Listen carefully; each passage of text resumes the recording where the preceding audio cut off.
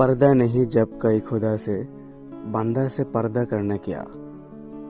এই বিখ্যাত উক্তিটি মোগল হেরেমের লাস্যময়ী নর্তকী আনারকলির সঙ্গে জড়িয়ে আছে।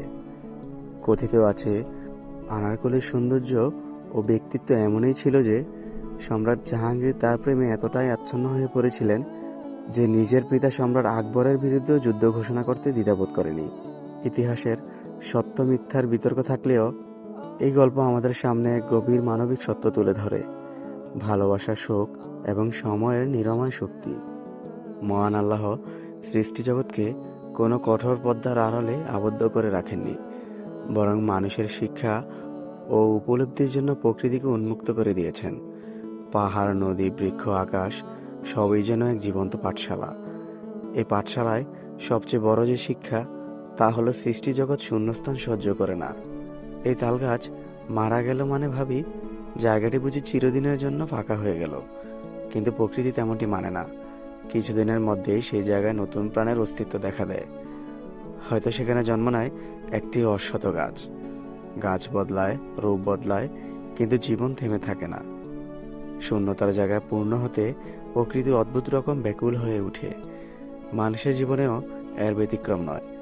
আনারকলির মৃত্যুর শোক সম্রাট জাহাঙ্গীরকে ভেঙে দিয়েছিল, কিন্তু সময়ের প্রবাহে সেই শোকের নদীতেও চর জেগেছে। পরবর্তীতে নূরজাহান তার জীবনে এসেছে, সাম্রাজ্ঞী হয়েছেন। ইতিহাসে এক শক্তিশালী ও প্রভাবশালী নারীর আসন দখল করেছেন। আবার সম্রাট শাহজাহানের জীবনেও আমরা দেখি, মমতাজ মহলের মৃত্যুর পর গভীর শোক থাকলেও জীবন থেমে থাকেনি। মানুষ শোক বয়ে বেড়ায়, কিন্তু জীবন এগিয়ে চলে নিজের নিয়মে। আমাদের ব্যক্তিগত জীবনেও তাই। কোনো প্রিয়জন চলে যাওয়া, কোনো সম্পর্কের বিচ্ছেদ, কোনো স্বপ্নের ভাঙন, সবই প্রথমে এক গভীর শূন্যতার জন্ম দেয়। মনে হয় এই ফাঁকা জায়গা আর কখনো পূর্ণ হবে না। কিন্তু সময় বড় নিষ্ঠুর, আবার একই সঙ্গে বড় দয়ালু। সে ধীরে ধীরে সব ক্ষতে ও সব বেদনায় নিজের মতো করে ওষুধ লাগিয়ে দেয়। আজ যে শূন্যতা অসহনীয় মনে হয়, কাল সেটি নতুন কোনো অভিজ্ঞতায়, নতুন কোনো সম্পর্ক কিংবা নতুন কোনো উপলব্ধিতে ভরে ওঠে। যেমন তাল গাছের জায়গা দখল করে নেয় অশ্বত গাছ, তেমনি জীবনের শূন্যস্থানেও কেউ না কেউ কিছু না কিছু ঠিকই এসে হাজির হয়। হয়তো আগের মতো নয়, হয়তো রূপরসে আলাদা, কিন্তু জীবনকে আবার পরিপূর্ণ করে তোলে।